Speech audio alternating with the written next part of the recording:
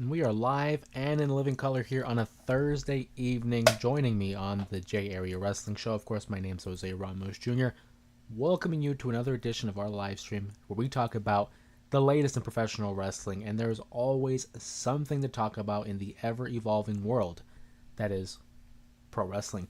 But in today's live stream, we have two major events coming up this weekend, one Friday evening and the other Saturday. Obviously, TNA with its latest event, Emergence. We'll see a few championship matches on the card. We'll go ahead and discuss that in a bit here. But also, AAA's major event, TripleMania. It has a lot of WWE stars that will be incorporated in some of their matches, some for some big titles, others for some mid-card titles. But regardless, we're going to go ahead and talk about each matchup on the card, give our analysis, provide our prediction, and in the process of the next 60 minutes discuss my favorite source of entertainment, and I'm sure one of yours as well if you're joining us here on this live stream. Make sure if you haven't already, like the video, comment down below some of your predictions for the upcoming events, and make sure you're subscribed to the channel, because if you're not subscribed, you cannot take part in these discussions. The only way to join in on the live streams is to be subscribed. We also have other content like our other live streams following Monday Night Raw, our videos that we upload weekly, as well as make sure you can find us on TikTok and on Instagram at jareapod_. We're now moving forward with Instagram, becoming a little bit more prominent, a little bit more active there, as well as TikTok. So if you want more outreach and more up-to-date news regarding the channel itself, make sure you go ahead and follow us on Instagram and on TikTok at jareapod_. But as we allow people here an opportunity to join us on the stream, a bit of news to talk about. I just want to do a little bit of housekeeping here. Follow up on the Karrion Kross stuff, because that's been the biggest news in the last few days. Last time we discussed on the chat was whether or not the Karrion Kross release, not even release, it was more of an expiration of his contract, was legitimate or was it a work. If you've seen in the last couple of days, Karrion Kross, obviously now known as Kevin, his real name, did an interview with Ariel Helwani and provided a candid recount of the last basically year of his career in the WWE. How he was entering that interview, which if you haven't seen it, I suggest you do so on YouTube. Ariel Helwani, the Karrion Kross interview. It's a really interesting and in-depth conversation for the man behind the character of Karrion Kross, aka Kevin, and how he was going to approach that interview as like an actual person, not as a character, but as Kevin. And he comes off very genuine in these answers, and it makes me root for the man, for the individual that is Kevin, now known as Killer Kross, I guess, his old gimmick before the WWE. Whatever venture it is that he pursues, whether it is, let's say, TNA, whether it is GCW, as I said, those are probably the two prominent names that I think he would pursue. I hope he does well. And if this is a work, congratulations. They got me again. But one thing I thought was very interesting was the fact that they provided him a contract, a new deal, and they gave him a 24-hour notice saying you have 24 hours to accept or it will be rescinded. They will take away that offer. And during their negotiations, again, according to him, there was no offer on the table for Scarlett, his wife. A big part of the presentation that is Karrion Kross on WWE TV. They did not have one in place, and of course, naturally, that's his wife. He's going to question, well, what about Scarlett? What are we going to do there? And they said, again, according to him, you can watch the interview, that we want to deal with you, Karrion Kross, and then we'll get to her. Big kudos and big props to Karrion Kross, for sticking by his lady, making sure that she's taken care of, but also knowing his worth. The crowds, man, they've been the crowds and online have been very supportive of Karrion. Say what you want about his in-ring work. I know there's a lot of people out there who criticize him for his lack of bumps, but sometimes it's the stories between the matches that really make the most. And the evolution of the character, the presentation since we've seen him down in NXT all the way up to Monday Night Raw, has been really compelling stuff. he has this personality, this charisma about him when he's talking to guys like Sammy and AJ Styles. I've always looked at him as the kind of a character that plays that devil character. You know, when you're looking on TV and you see the character with conflicting emotions, and you see the angel on one shoulder and the little devil on the other. He's always struck in me as that little devil on the shoulder, and I think he plays it really well.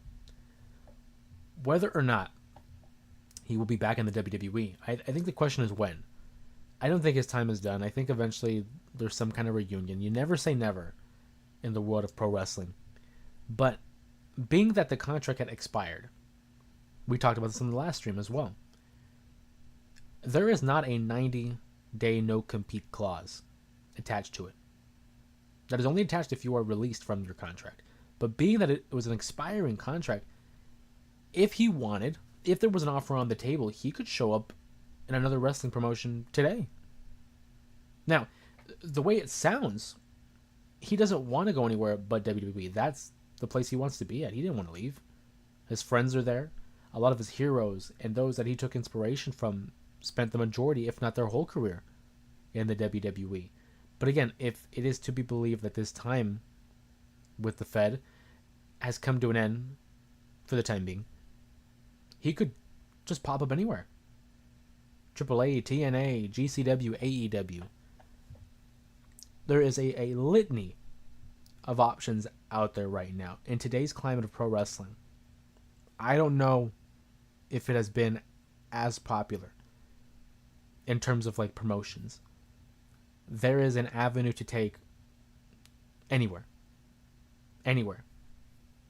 And someone like him who has been in the major promotions like TNA, like NXT, like WWE, he has that name value. And on top of that, whoever were to sign Karrion, you now have one of the hottest stars right now. Everyone's talking about Karrion Kross. People are beginning to wonder, hey, did the WWE fumble Karrion Kross? And on the flip side, there might be those who argue, he's not that good. He's not that special. You're going to have your supporters. You're going to have your haters.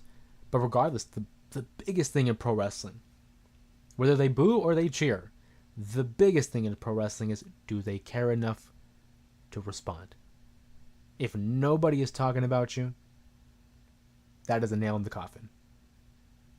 But if they're talking about you, good or bad, and you're still in the news, and you're still making waves online, and the crowds have signs, which, by the way, it was a rumor. I don't know if it's true or not, but apparently they were being confiscated on Raw. Some "We Want Cross" signs may have been taken away by security. I don't know. Do with that what you will. But if you're making waves like that, that's big. That's big promotion for the individual, but obviously for whatever promotion that individual will be a part of. So we'll keep an eye on the Karrion Kross story and whether or not he actually is gone. But it's still something to look forward to. Is it a work? Is it legitimate? We did a poll on Monday, and a vast majority, I think it was over 70% of the members of the J area had voted that they think it's legit, that he's gone. We'll have to wait and see. But what we don't have to wait and see is this upcoming weekend's list of events. Obviously, there's wrestling literally every day, guys. But there's major events coming. TNA Emergence. Total nonstop action has been on quite the run the last, near 2 years since they've been able to revert back to their original TNA wrestling name. TNA Emergence will be taking place. A few matches on the card. You may recognize some of these names as they're from NXT. But one of the matches I do want to bring up real quick, and we're going to go down to up the card. There will be a no disqualification match, no countouts, for the TNA International Championship, a feud that has been building up these last couple of weeks between former world champion in TNA Steve Macklin versus Jake something. This really stems from what had happened between Steve Macklin and the former champion Mance Warner. Jake something returns, now wants to be in line for a championship, and he realizes the one that's in his way is Steve Macklin. Now, if you're not as an avid viewer of TNA. I will say I was on and off again. I've been getting back into it since the turn of the year. But no disqualification, no countouts, brutal, violent action. You know I'm there. You know I'm there. I do think, for the sake of this matchup, though, because I'm going to give my predictions, of course, I got to rock with Steve Macklin. Say what you want about Macklin, but I do think he's one of the top stars in TNA right now. He is a former world champion. He has proven to be popular amongst the fans right now. I don't think anything's wrong with Jake something. I just don't see him winning that championship. It is a no DQ matchup, which begs the question, will there be interference? Will there be some kind of shenanigans that take place during the matchup? Probably. But if I'm a betting man, which I am, I'm going to rock with Steve Macklin on this one. There's also going to be the tag team champions, the TNA World Tag Team titles on the line as the Rascals challenge one of, if not, the greatest tag team of this generation, the Hardy Boys, Matt and Jeff Hardy. You guys already know.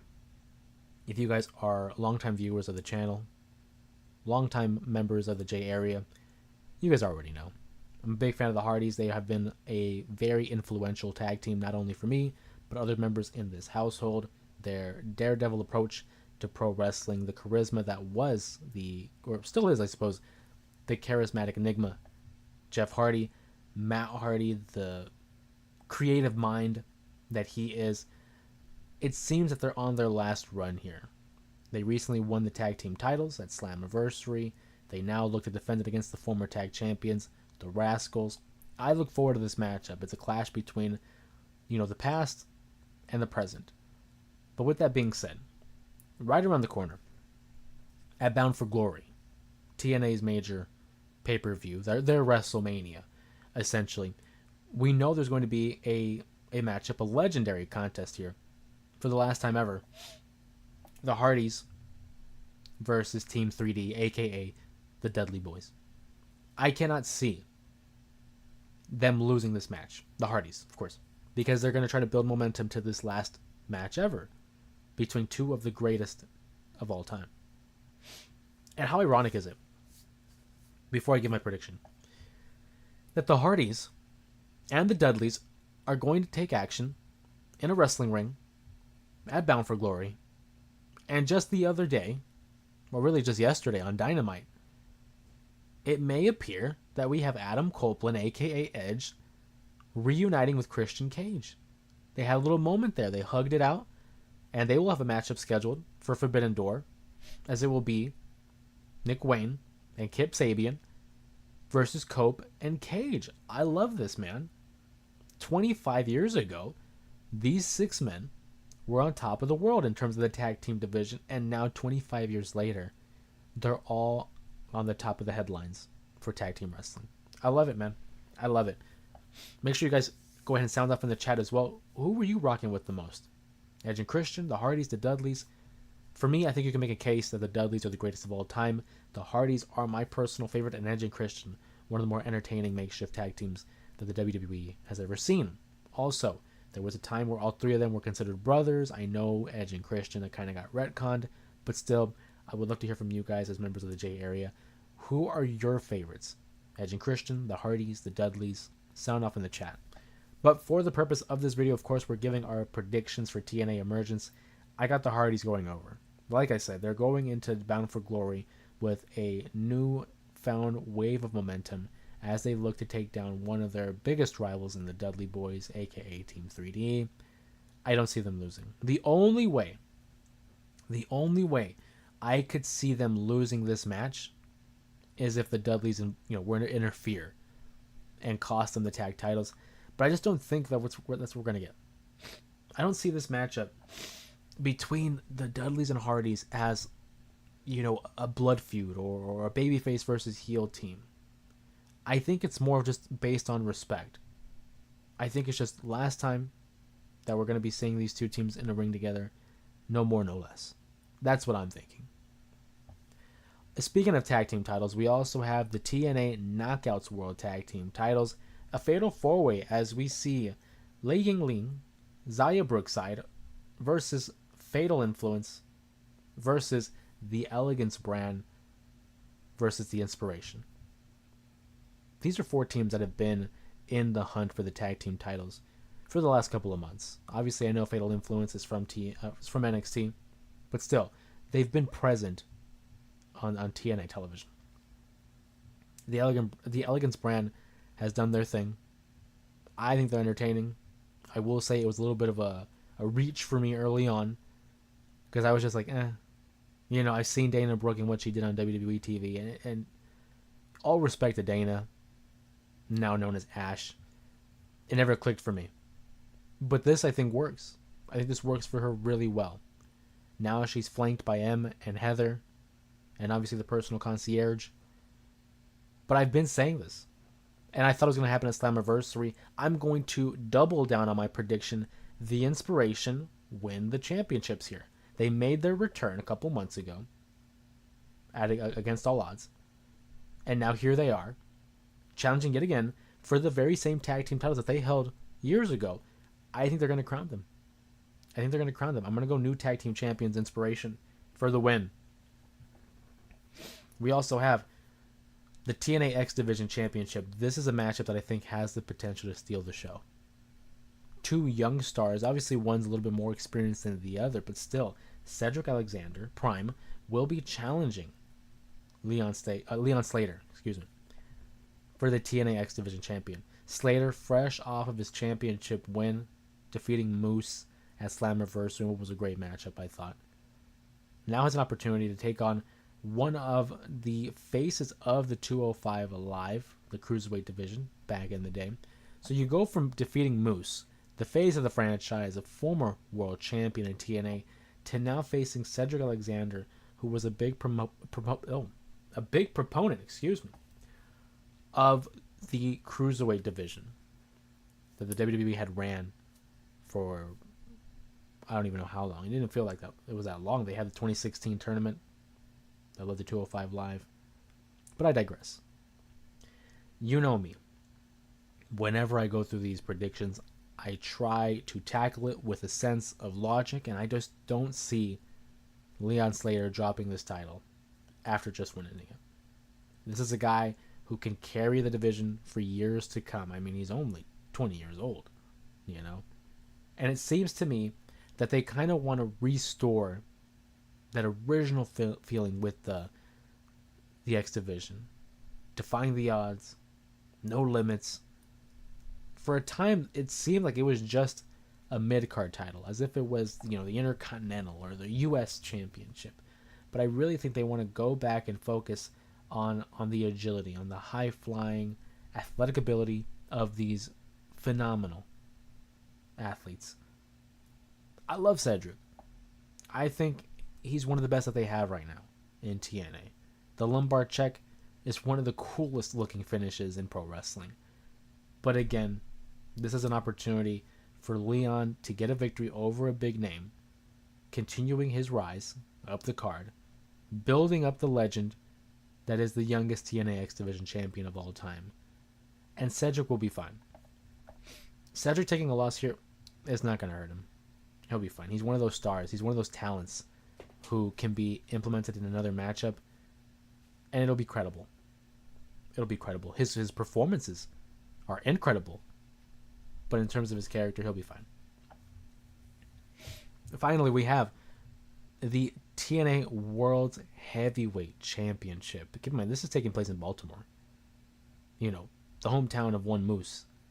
And Moose will be challenging Trick Williams for the TNA World Champion. The question on everybody's mind: who will defeat Trick Williams? Who will regain the TNA World title and bring him back to total nonstop action? Joe Hendry tried. Mike Santana tried. Both have failed.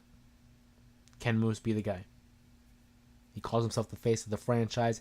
Here's his opportunity to back up that claim. Trick Williams has been running amok on NXT and on TNA, calling himself Trick-NA. That he's the face of two different brands, that he helped build up NXT to what it is today. When they got that CW deal, the champion, Trick Williams. And now TNA gaining a level of momentum that we haven't seen in nearly a decade. And who's been on the forefront? The very same, Trick Williams.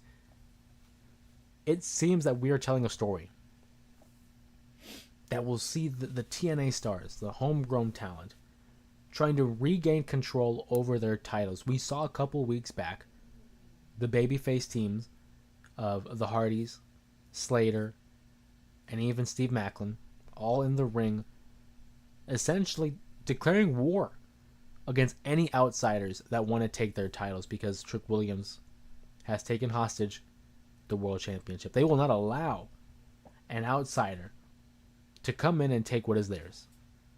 Can Moose do it? He's a formidable foe. We saw this past week on NXT, an 8-man tag.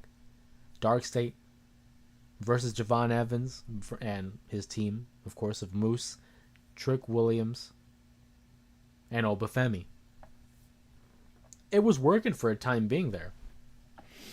But of course, the issues began to arise. The cracks began to show in the makeshift team.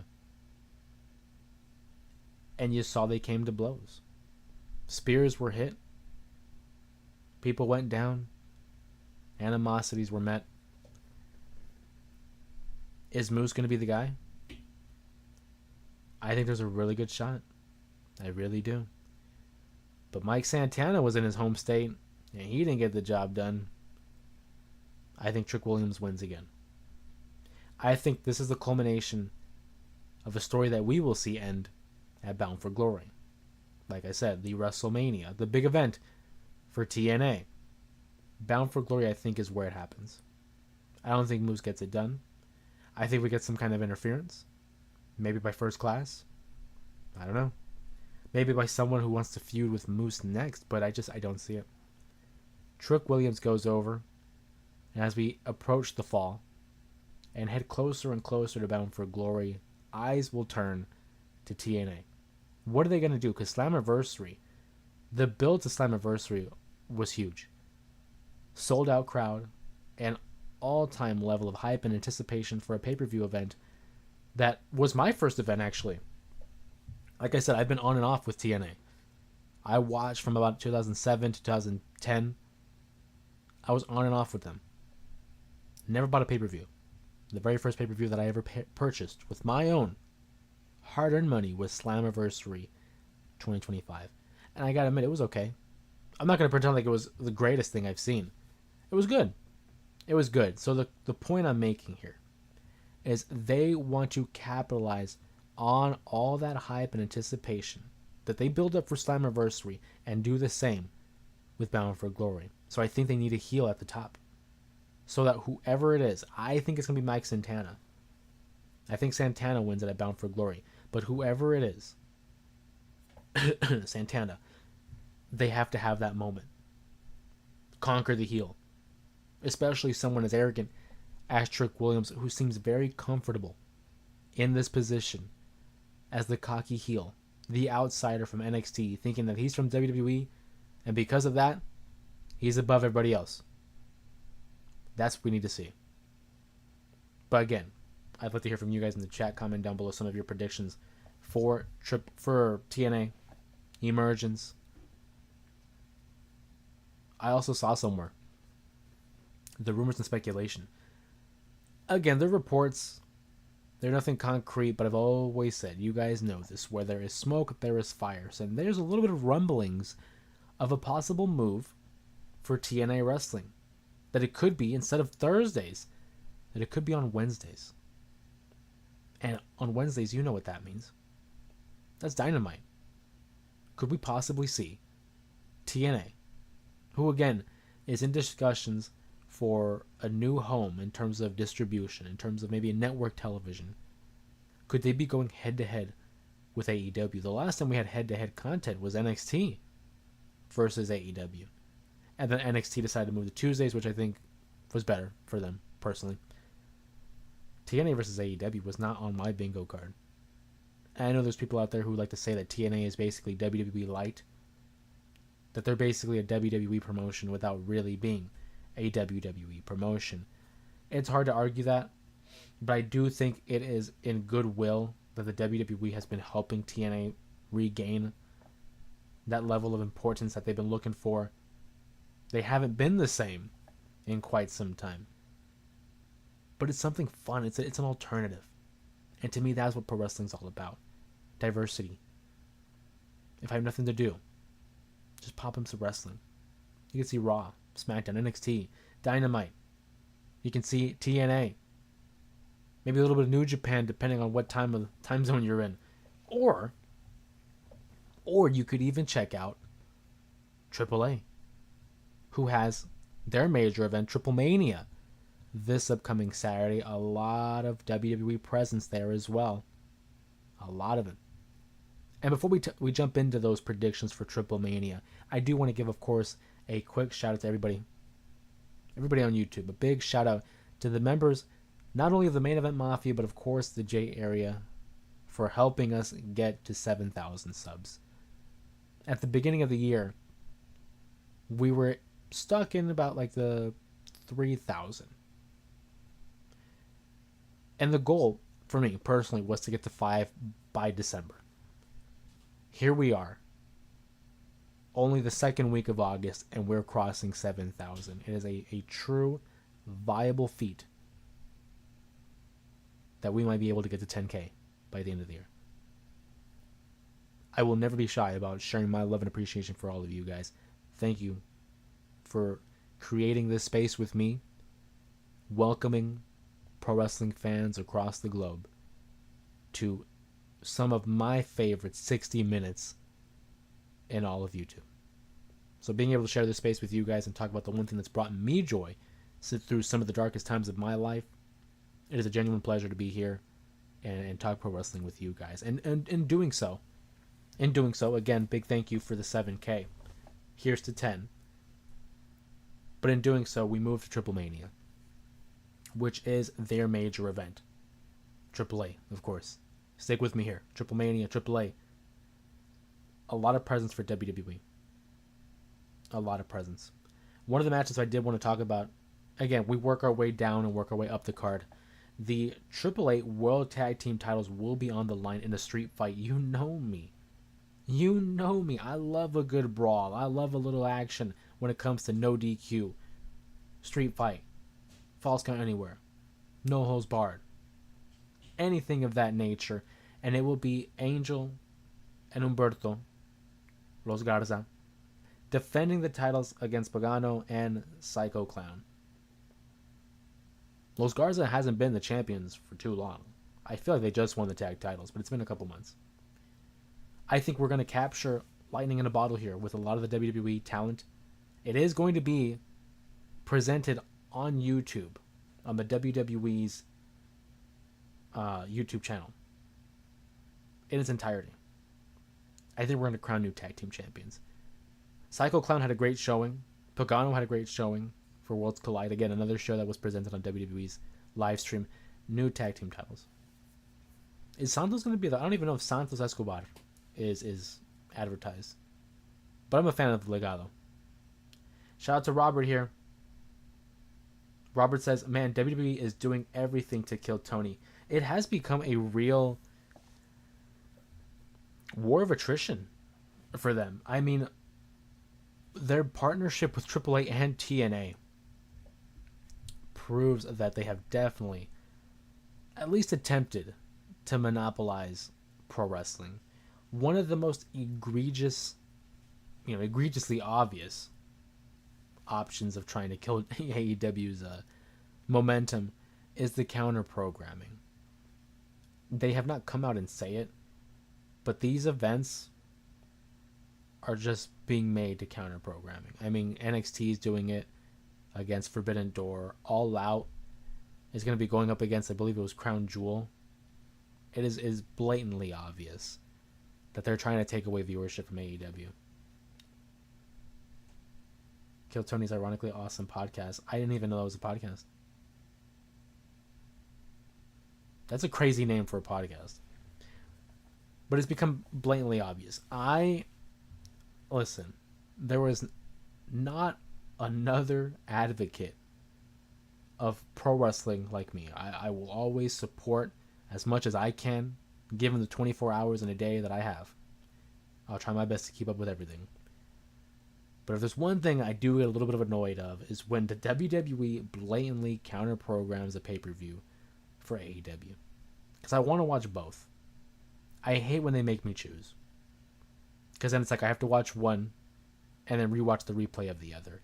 9 times out of 10. If it's NXT, if it is NXT going up against AEW, I'm watching AEW's pay-per-view. And I'll catch NXT's replay.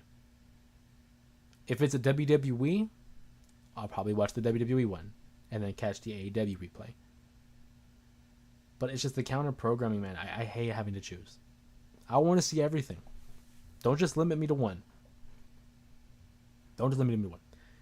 And we're not limiting you to one, because not only do we have the TNA Emergence predictions, which if you haven't seen them, if you missed the first half of the stream, don't worry.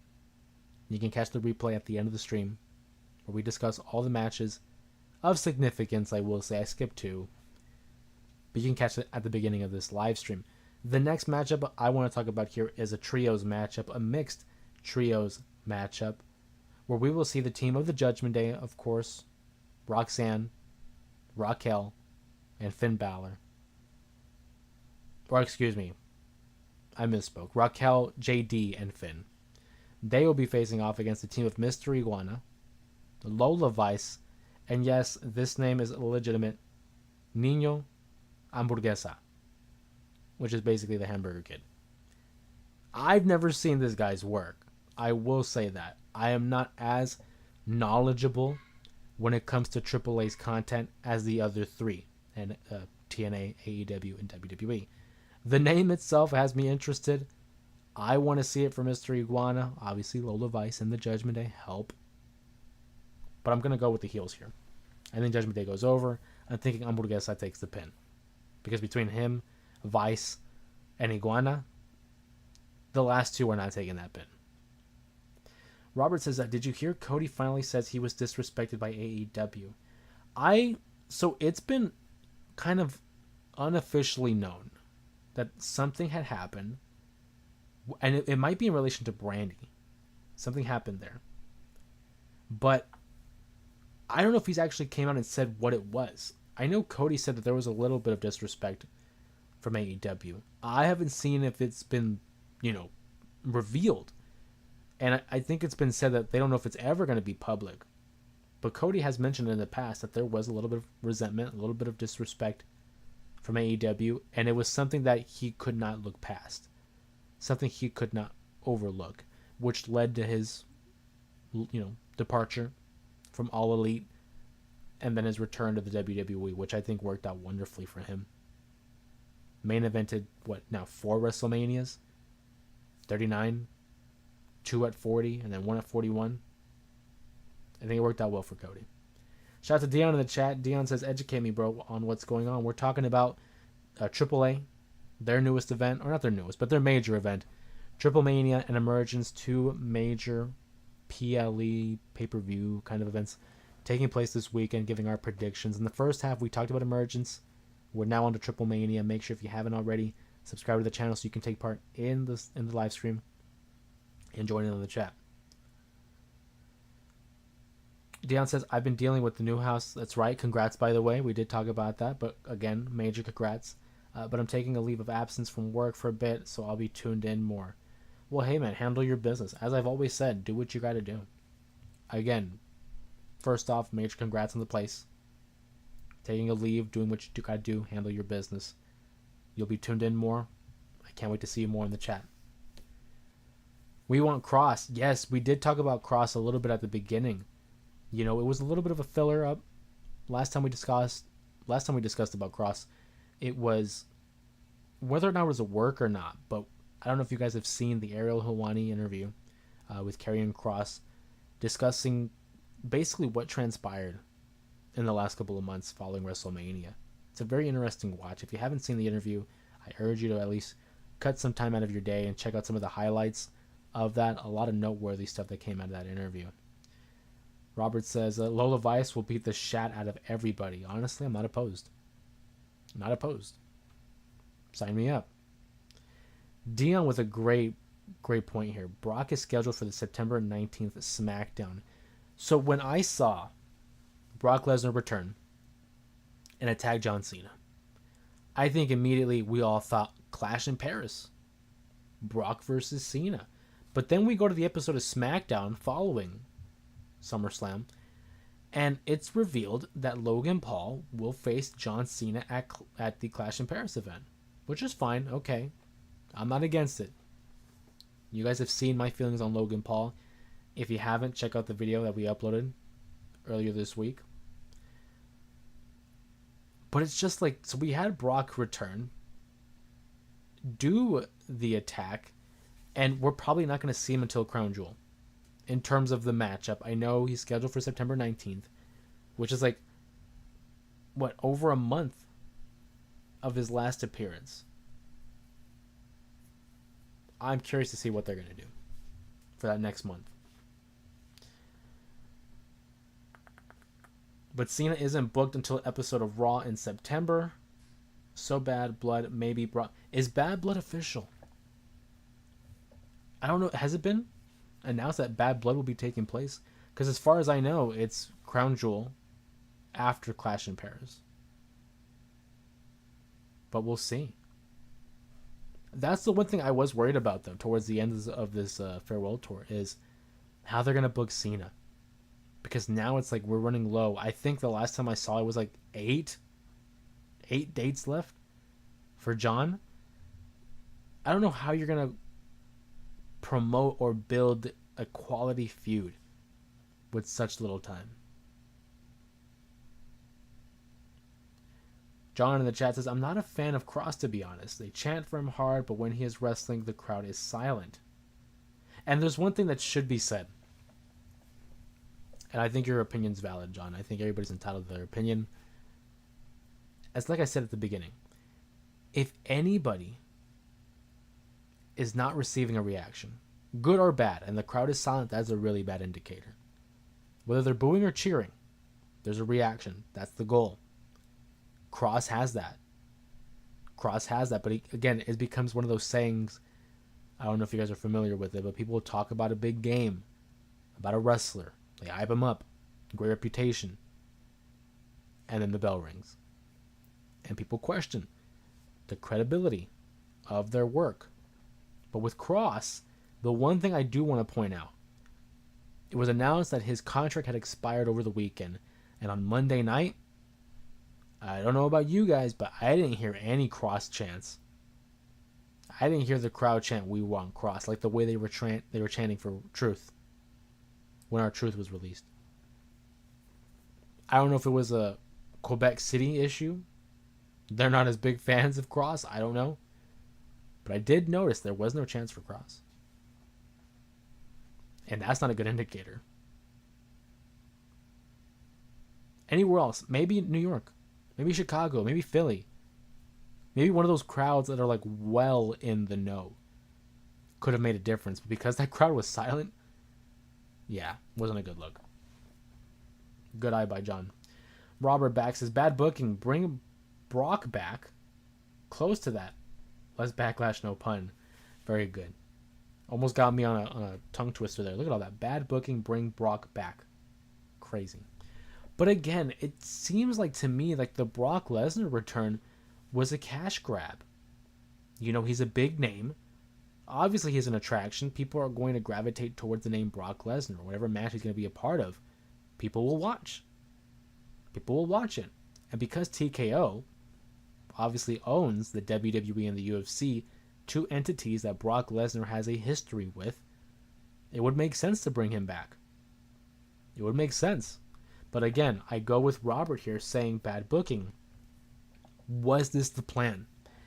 And if so, how long? I don't want John Cena's final months in pro wrestling to be tarnished with just booking being thrown at the wall and seeing what sticks. He's done too much for the business. He means too much to the fans to just have this nonsense occur. Now, I think he and Brock can deliver a very good match. If it's anything like their matches in the past, like Extreme Rules 2012, like SummerSlam 2014, like the Rumble in 2015. These two can go. But I'll always take quality over quantity. John says Hangman and MJF got me intrigued. Their promo was great, I thought.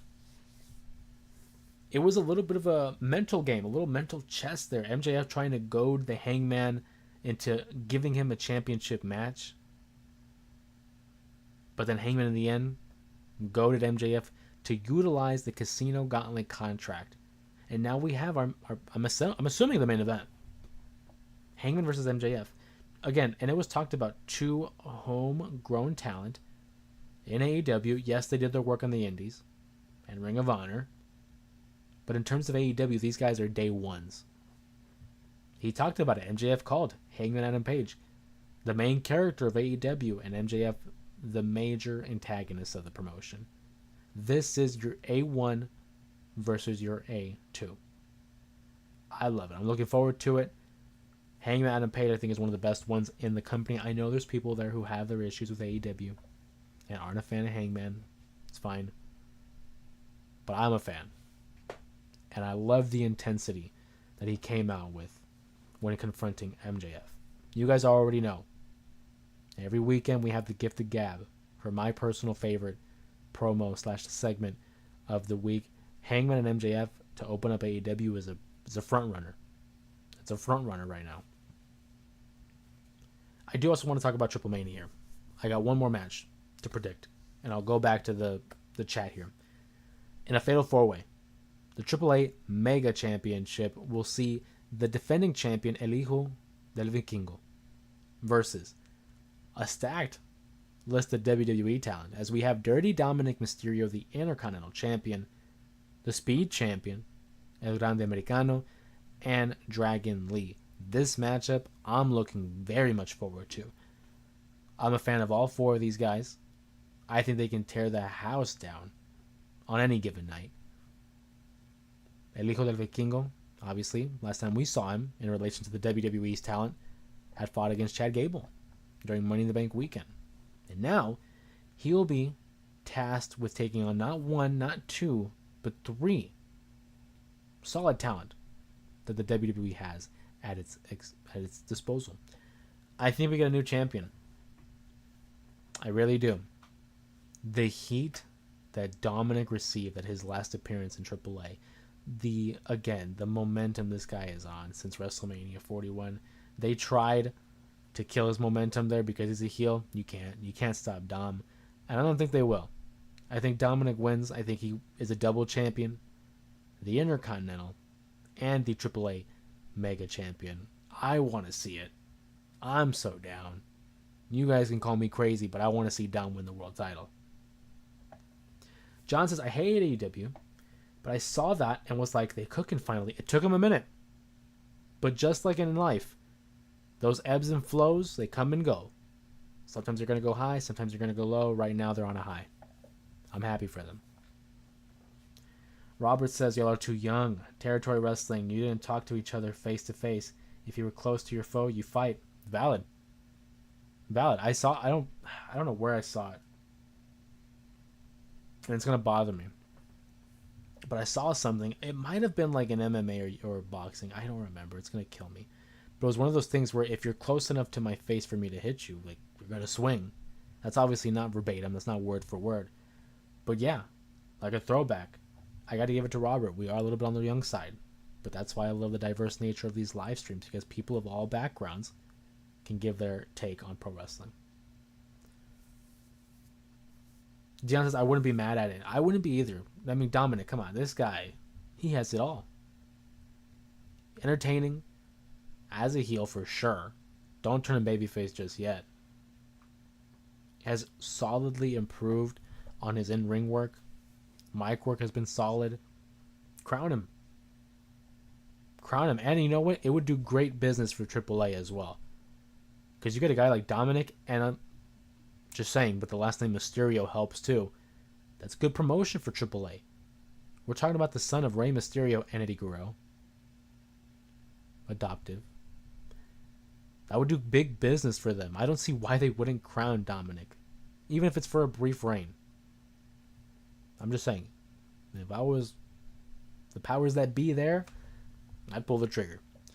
John says, I'm 33. The territory... if I can speak. The territory stuff is eh. I mean, it's to each their own, right?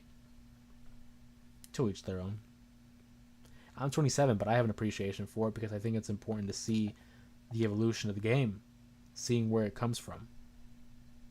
I look at it like the NFL because the NFL season's just around the corner. Super excited. Go Niners. Maybe it's not as flashy or as enjoyable to watch someone like Gale Sayers or Jim Brown. We'll go with a bigger name. Back in the 60s.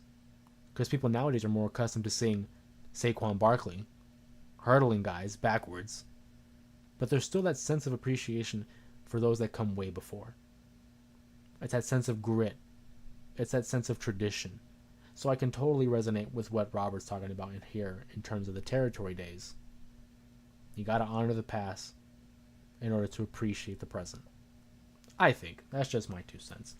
If you guys are just joining us here, we talked about Emergence, we talked about TripleMania, and our predictions for each matchup. If you missed that part of the conversation, make sure you, at the conclusion of this stream, come back, watch it all, make sure you guys are up to date with all things pro wrestling as well. If you enjoyed it, we're not closing just yet, but just a reset for people joining us. If you enjoy these videos, make sure you like, comment down below as well, and subscribe to the channel in order to stay up to date with all things pro wrestling, as well as keeping up to date in these live streams. You can't participate in the streams without being subscribed. And speaking of which, 7,000, we just accomplished that. Major love, major thanks on my part. Would not be possible without any of you guys. Also consider being a member of the Main Event Mafia, where you get exclusive content. We have monthly exclusive uploads, as well as polls, posts, and other content that's fun here on YouTube. Make sure you consider becoming a Main Event Mafia member. Don't know if you guys saw, I did post in the community tab. New merch. We got a new shirt for the Main Event Mafia. We got t-shirts, hats as well. I believe there's a tote bag as well. Consider as well repping the Main Event Mafia or the J Area Wrestling Show as well. We have merch available in the link down below in the description, not only of this video, but on the About Me section on YouTube. Dion asks, is Naomi really pregnant? I don't know, man. I don't know, but I mean, there's a lot of rumblings. There's a lot of rumblings. And if she is, congrats.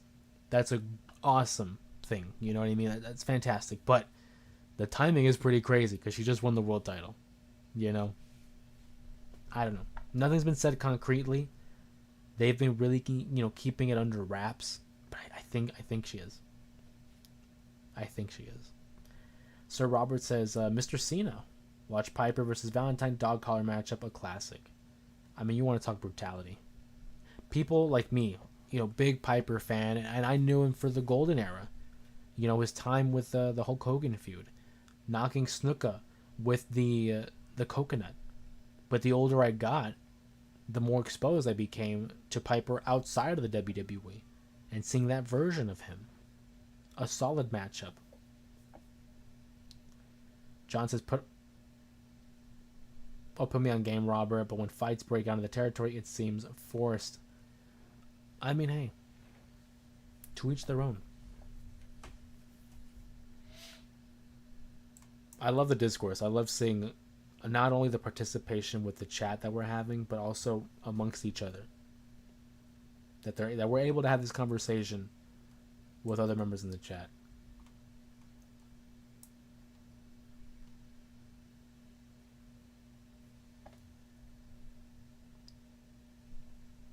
We talked about Emergence. We talked about TripleMania.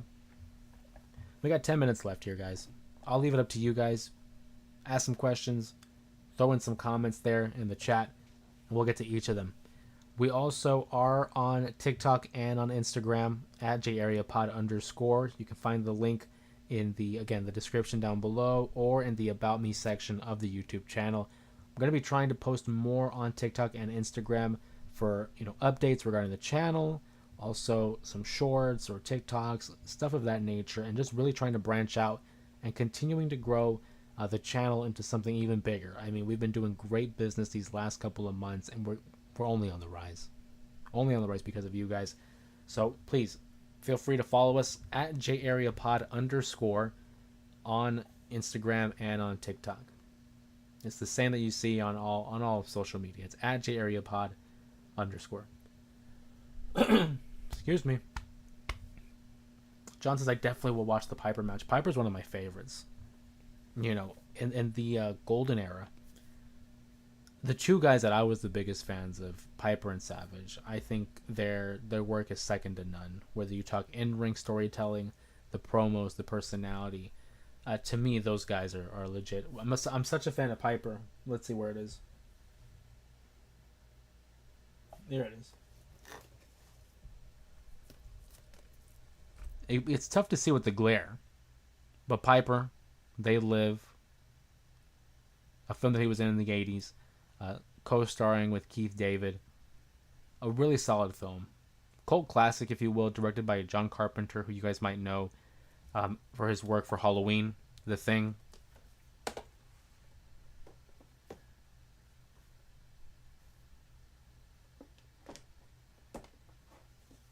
But very, very much a fan. Bubblegum, yes, John knows.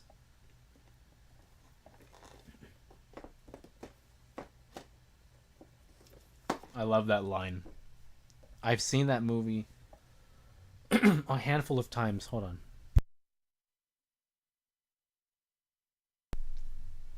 And that scene always gets me. The scene, again, without spoiling it, because I know there's some people who haven't seen it. San Fran hasn't seen it. I'll call him out there. The scene where Piper and Keith David fight in the alley, all timer. That's an all timer. Robert says, Mr. Cena, watch some of the old Mid South stuff. Jim Ross was a rookie announcer. Also, 86 NWA stuff is awesome. Good call. I might do some research myself.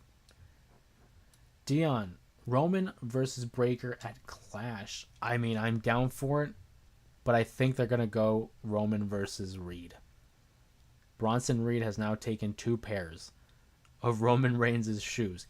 Pretty nice shoes, right? He calls it the Shula Fala, the tribal thief. I think Roman has more of a beef with Bronson Reed. Also, Roman versus Breaker just seems to be a matchup made for WrestleMania, maybe SummerSlam, but that's a big event. I think that's a big matchup. That's a marquee matchup. That's a big money match.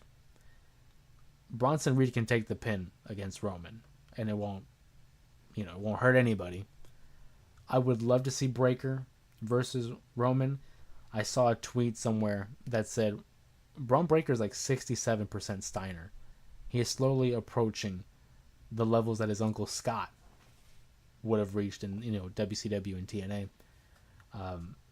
But yeah, I think for now it's going to be Bronson Reed versus Roman, and then Breaker, whenever that one-on-one match takes place, will be reserved for a bigger event like WrestleMania and SummerSlam. You could argue Survivor Series, but I could definitely just see it being a War Games matchup and those two being on opposing sides. But whenever that matchup takes place, I'm down. I'm into it.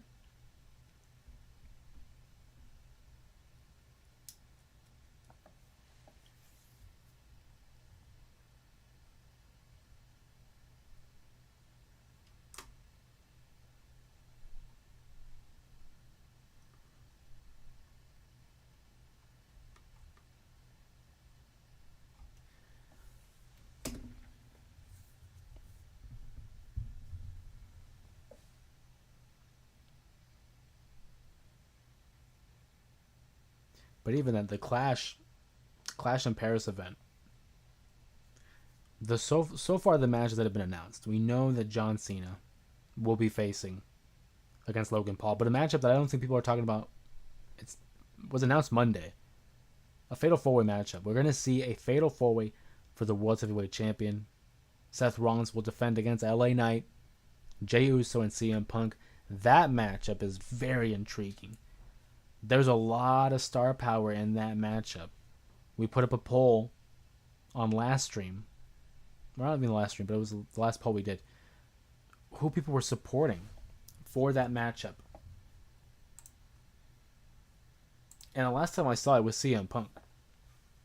A lot of people, myself included, are rooting for the Second City Saint that is CM Punk. But let me know in the chat below. Who do you guys want? Who do you guys want to win? Now, who are you supporting? Who would you want to win? Punk, Uso, Knight, Seth Rollins. I would hazard a guess a lot of people are not going to say Jay because he just had the world title. And again, he was a very polarizing figure in his title reign and his presentation. I think LA Knight would be a crazy choice. I would love for Punk to be a champion, but he did just win it, even though it was for 5 minutes. Dion says, I want Seth to win. I think that's the right call. It would derail the whole story. Can you imagine Seth losing this title in like his first major defense on a PLE? I know we defended against LA Knight, but I'm talking about PLE defenses. That would be a terrible way to go about and have Seth drop that title. They would lose credibility as a heel group.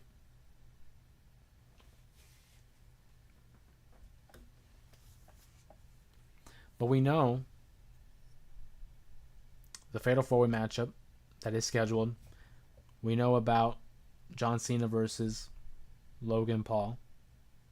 There's also the Women's World Championship as it currently hangs in the balance, as we see Naomi is scheduled to defend that title against Stephanie Vaquer. But I mean, with the whole Naomi stuff going on, is it going to happen?